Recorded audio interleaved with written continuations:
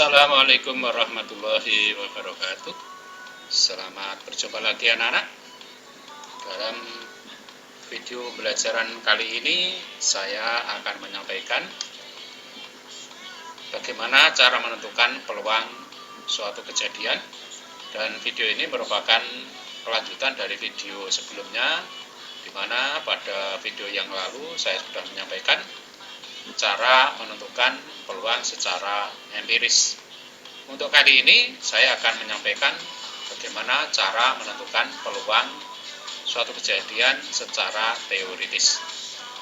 Anak-anak, untuk menentukan peluang suatu kejadian secara teoritis, lebih dahulu kita harus memahami apa yang disebut dengan ruang sampel dan menentukan ruang sampel dari suatu percobaan. Baik anak-anak, sebagai gambaran, dalam kehidupan sehari-hari misalnya kita sering melihat sebelum pertandingan bulu tangkis dimulai, biasanya wasit memanggil kedua pemain, kemudian melakukan pengundian untuk menentukan pemain mana yang akan memainkan bola terlebih dahulu. Pengundian biasanya dengan cara melambungkan sekeping mata uang. Sebelum mata uang dilambungkan, wasit tersebut meminta kedua pemain tersebut untuk memilih angka atau gambar. Cara seperti di atas ini adalah salah satu contoh percobaan statistika. Sekarang kita ikuti. Misalnya kepingan mata uangnya seperti ini anak-anak. Ini adalah keping mata uang yang muncul angka, sedangkan ini adalah keping mata uang yang muncul gambar. Pada percobaan di atas, pada pelebaran sekeping mata uang, hasil yang mungkin adalah mungkin muncul angka, mungkin muncul gambar, ya. Misalkan himpunan semua hasil yang mungkin, karena hasil yang mungkin itu tadi adalah kalau tidak gambar angka, maka semua kemungkinan yang muncul yaitu adalah angka dan gambar. Nah, kalau semua kemungkinan yang muncul itu kita taruh di dalam himpunan, maka himpunan itu disebut ruang sampel yang sering ditulis dengan huruf S. Jadi di sini percobaan dengan pelemparan dua mata uang itu ruang sampelnya adalah S sama dengan A atau G. A itu adalah muncul angka, G-nya muncul gambar. Nah, anggota-anggota dari ruang sampel itu disebut titik sampel. Sehingga di sini ruang sampelnya S sama dengan A, G, titik sampelnya A dan G. Untuk lebih jelasnya lagi anak-anak, sekarang saya tampilkan percobaan yang lain. Misalnya percobaan pengambilan sebuah kelereng dari 3 kelereng yang ada. Misalkan kelereng ini kita masukkan ke dalam saku yang tidak bisa dilihat. Kemudian seorang diminta mengambil satu kelereng dengan mata tertutup. Maka setelah diambil itu, maka kemungkinan kelereng yang terambil bagaimana ya? Ini seperti ini ya. Mungkinkah kelereng warna hijau terambil dari kantong tersebut? Apakah mungkin kelereng warna hijau terambil dari kelereng ini? Iya, tidak mungkin. Karena kelereng hijau tidak ada di sini ya. Kemudian, mungkinkah kelereng warna biru terambil? Iya mungkin, karena ada warna biru ya. Kemudian pertanyaan saya lagi adalah, mungkinkah warna merah terambil dari kelereng di saku tadi? Iya mungkin ya, karena merahnya juga ada. Maka dari itu, jadi kelereng yang mungkin diambil dari kantong tersebut hanyalah warna ya merah ya, merah. Kemudian biru dan kuning ya. Nah, kalau semua kemungkinan tadi ada 3 kemungkinan ya, dimasukkan dalam suatu himpunan tersebut namanya ruang sampel dari suatu percobaan tadi.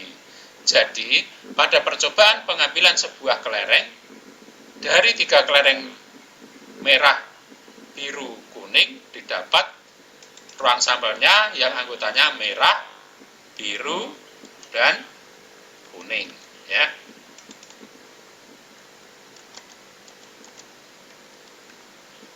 Jadi titik sampelnya apa? Ya, merah, biru, dan kuning. Kemudian saya tampilkan percobaan yang selanjutnya.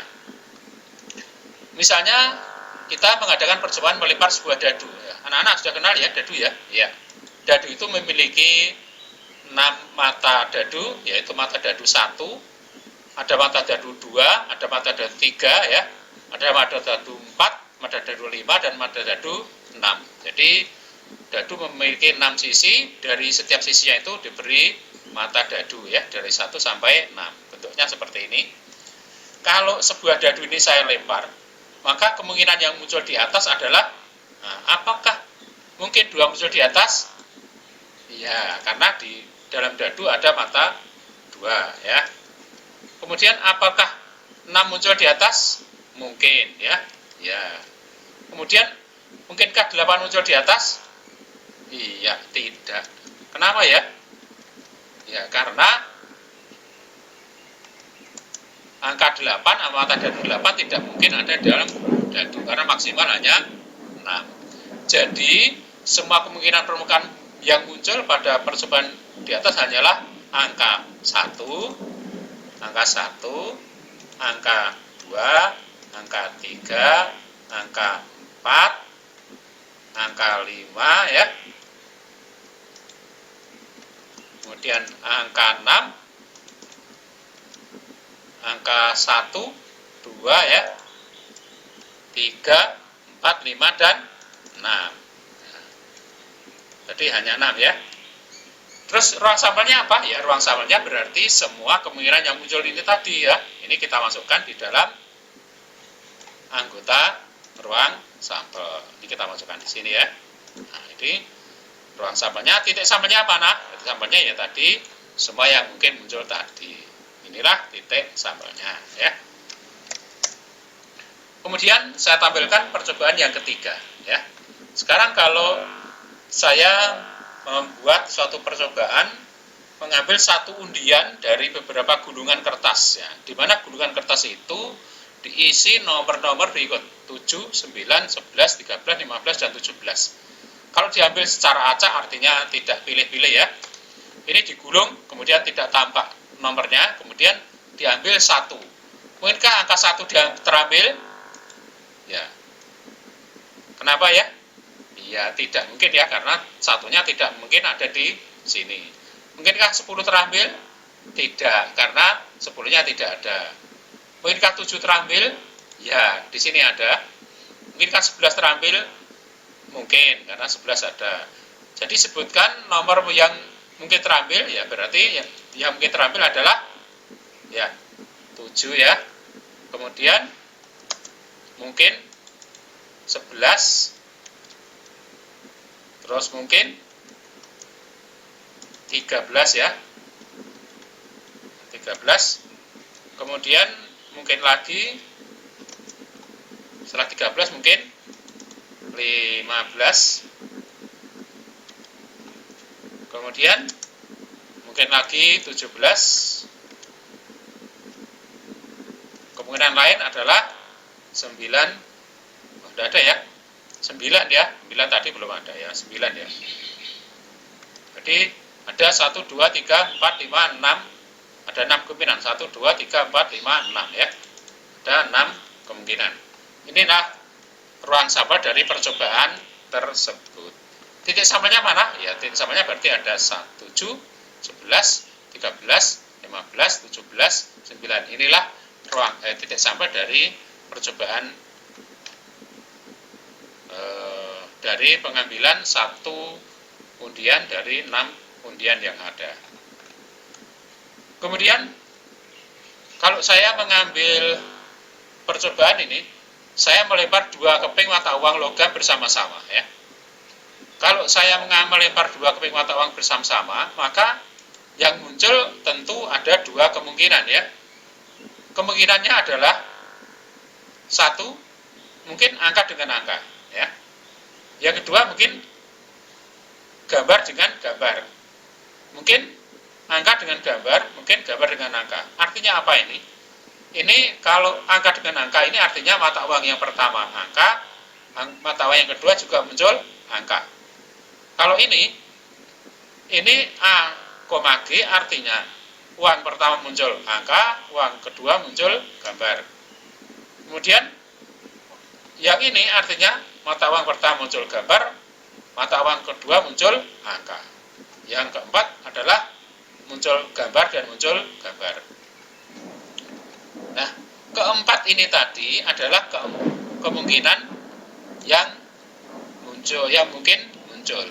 Maka dari itu, pada pelemparan dua mata uang bersama-sama, maka yang mungkin muncul adalah mata uang pertama muncul angka, mata uang kedua muncul angka juga. Kemudian kemungkinan lagi mata uang muncul angka, mata uang kedua muncul gambar. Kemungkinan lain mata uang pertama muncul gambar, mata uang kedua muncul angka, dan mata uang pertama muncul gambar, mata uang kedua muncul gambar juga. Maka titik sampelnya bisa kita tulis di sini, inilah ruang sampelnya. Maaf ya, keliru ya. Ruang sampelnya tadi ini ya. Nah ini. Jadi ruang sampelnya adalah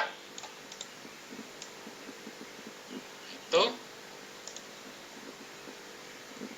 Sekarang pertanyaan saya adalah, ada berapa titik sampel di situ ya?